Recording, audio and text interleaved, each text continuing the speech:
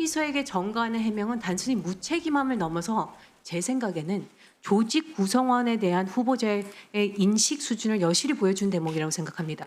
한 부처를 통솔해야 되고 책임져야 하는 장관의 모습을 할 수 있는지 모르겠습니다.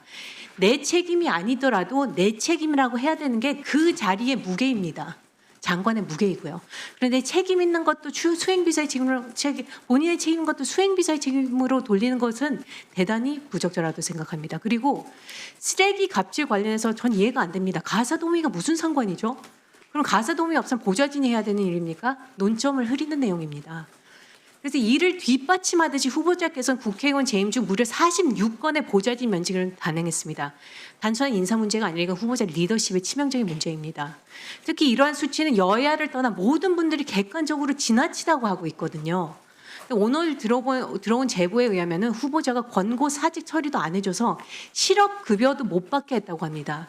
실업급여는 퇴직자들이 최소한 생활할 수 있도록 지원하는 급여입니다. 또 퇴직 후 취업 방해까지 했다는데 이건 너무 잔인하지 않습니까? 제보가 한두 가지가 아닙니다. 46건의 면직 이게 아니라고 하셨죠? 28명의 해고건이라고 했습니다. 근데 이거는 단순한 숫자와 수치가 아닙니다. 한 건 한 건이 모두 한 명 한 명이고 그냥 한 명 한 명이 아니라 한 명 한 명의 생계입니다.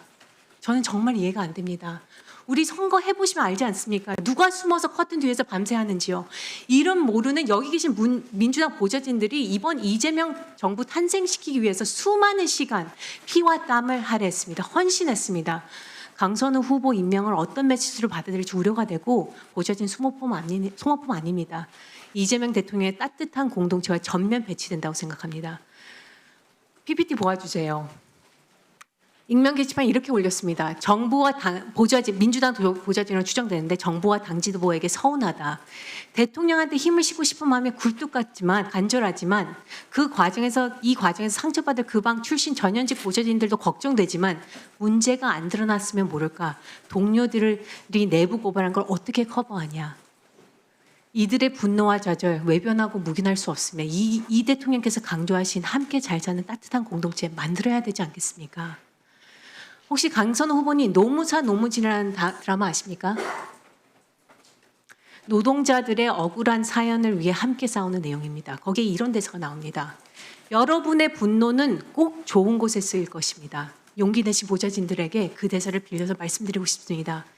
여러분의 분노는 꼭 좋은 곳에 쓰일 것입니다. 그리고 여러분들이 겪은 부당함과 수모는 후배 보좌진들의 더 나은 하루하루를 위해 쓰일 것입니다. 그렇게 하기 위해 저는 최선을 다할 것입니다. 노무사 노무진의 또 다른 대사가 있습니다. 위험하다고 힘들다고 손해본다고 피하지 않는 여러분 덕분에 우리 사회 조금씩 나아졌습니다. 여기 계신 의원님들 정치적 유불리를 떠나서 초당적으로 움직여 주시기를 부탁드립니다. 불편하다고 외면하지 마십시오.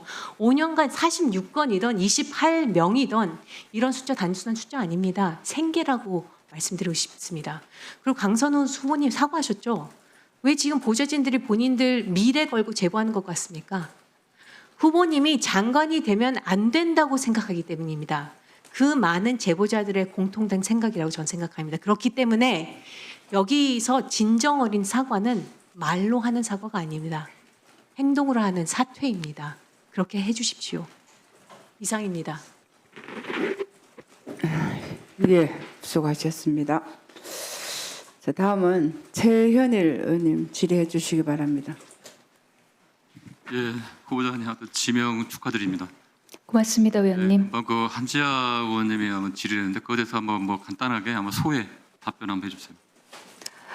스쿨존 위반 관련해서 말씀을 드리겠습니다. 저는 국회 들어온 이후 지난 5년간 관용차 및 택시를 이용했습니다. 그리고 관용차를 비롯한 어떤 차도 직접 운전을 한 적이 없습니다.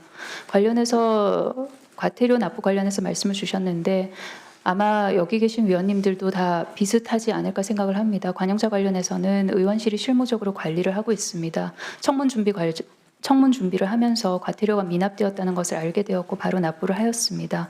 앞으로 관리에 소홀함이 없도록 더 신경 쓰겠다는 말씀을 드립니다.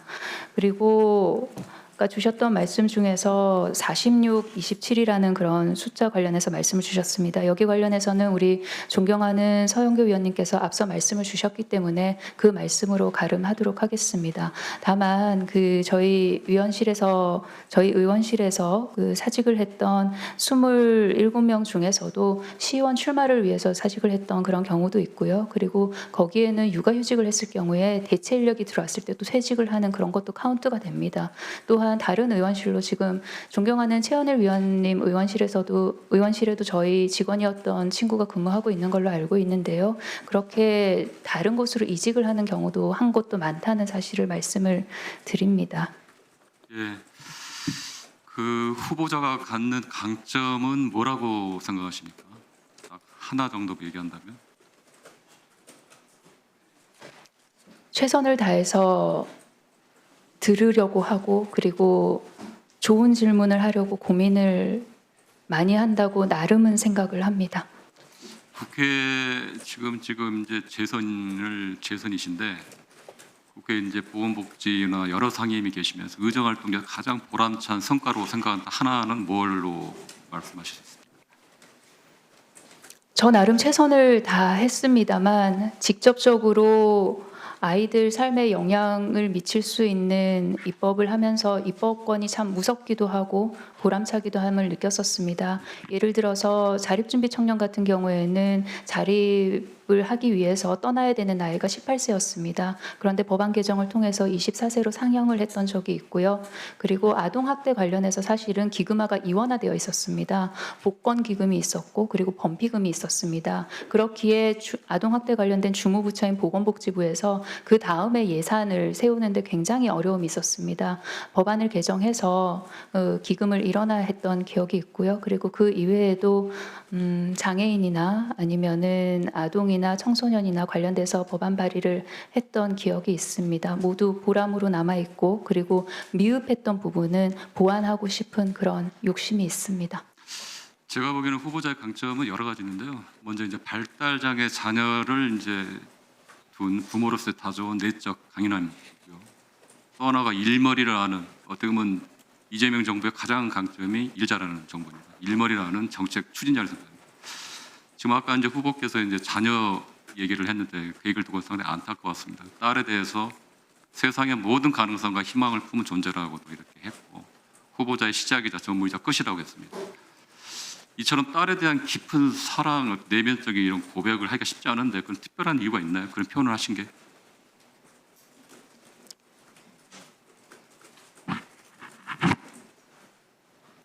네, 일단 예 그렇게 그러고요. 저희 지역에도 보면 이제 발달 장애를 포함해서 장애인 분들이 많이 있는데요. 또 그분들의 부모님을 만나볼 기회가 많습니다. 그분들 같은 경우는 태어나는 그 순간부터 양육의 모든 과정에서 그리고 사회, 국가, 권력, 편견과 싸우고요. 심지어 자기 자신과도 싸우게 됩니다. 그래서 이제 그분들 만나면 저는 강인한 투사의 면모를 느낍니다. 후보께서 이제 2006년도에 3살 박이 발달장애 딸을 데리고 미국 유학을 갔습니다. 그리고 당시 그 결정을 내리는데 많은 고민이 있었을 겁니다. 또 그 선택에는 단순한 학업이나 커리어가 아니었고요. 제가 보기에는 편견이 아닌 다양성을 존중받는 사회를 만들고 아이가 안전하고 행복한 사회를 만들고자 하는 염원이었던 것 같습니다. 저는 그때부터 후보께서 정치의 길을 시작한 거 아닌가라는 생각이 듭니다. 정치란 결국 사랑하고 아끼는 사람의 삶을 지키기 위해 세상을 바꾸겠다는 다짐에서 시작한다고 생각합니다. 그 청문 요청서에 보니까 후보자에 대해서 설명했습니다. 여성, 가족 등 정책 분야에서 다양한 경험 그리고 전문가로서 높은 역량을 갖췄다라고 했는데 저는 후보자가 갖는 발달장애 자녀 부모로서의 삶에서 우러나온 그 시간성에 담긴 내면의 강인함 그리고 삶의 현장 태어났던 이 정책 추진력을 높이 평가한다고 합니다. 저는 그게 리더십이라고 좀 봅니다. 제가 보기엔 복지 간사를 했는데 그때 당시 사회적 갈등이 참여한 국민연금